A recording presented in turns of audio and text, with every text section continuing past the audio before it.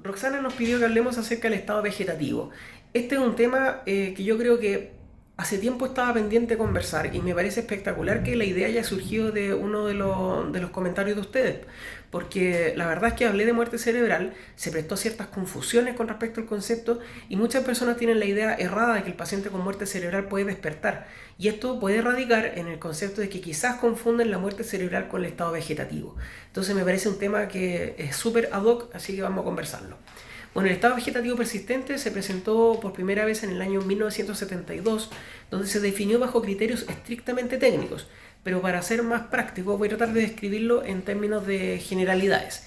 El paciente, primero que todo, está vivo, no está muerto, su cuerpo sigue funcionando, respira por sí mismo, su corazón late por sí mismo, sus funciones corporales generales están conservadas. Lo que está entre comillas en tela de juicio es su nivel de conciencia, porque el paciente con estado vegetativo, en estricto rigor, no está consciente ni de sí mismo ni de su entorno, y eso se evidencia en el hecho de que no responde a estímulos externos. Al paciente, por ejemplo, se le hace estímulos dolorosos, estímulos táctiles, verbales, auditivos, visuales, y no responde de ningún tipo de actividad voluntaria. Puede tener algunos movimientos corporales involuntarios, pero no muestra movimientos corporales voluntarios. Por eso también, por definición, el paciente en estado vegetativo tiene incontinencia urinaria, tiene incontinencia defecatoria, porque el paciente, al no tener voluntad, no es capaz de retener su propio fluido y desecho. También hay que destacar que si se le hace un electroencefalograma al paciente con estado vegetativo, va a mostrar un patrón variante de sueño o de vigilia. Es decir, por lo menos al electroencefalograma va a mostrar de que hay una actividad de sueño en ciertos momentos y actividad de vigilia en otros momentos.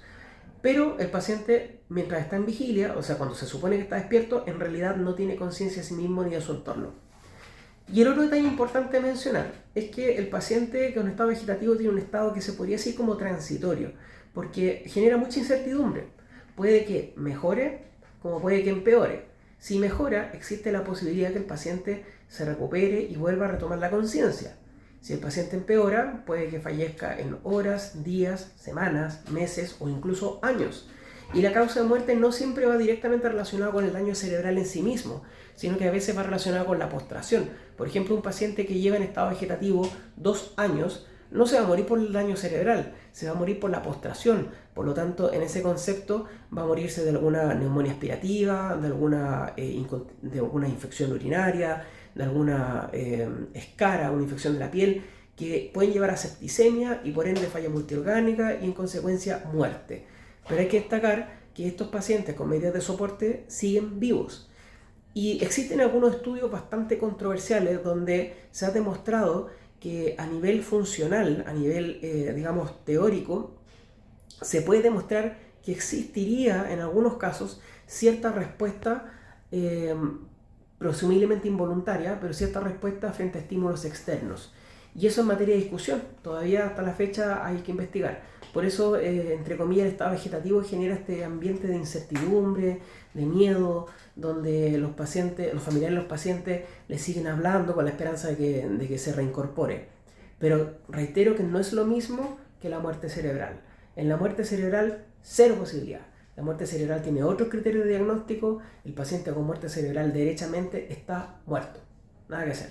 Ahora, por eso hay que ser prudente desde el punto de vista médico, que no se debe diagnosticar muerte cerebral a la ligera. Tienen que cumplirse con los criterios estrictos que hablamos en el otro video. En cambio, en el estado vegetativo, como les decía, es un estado transitorio. Puede que el paciente mejore, puede que no, puede que se mantenga permanentemente en ese estado por unos años más. Así que espero que haya quedado claro el concepto. No olviden que si tienen cualquier duda pueden comentarlo y no olviden suscribirse para poder llegar a más personas y de esa manera resolver más dudas. Nos vemos.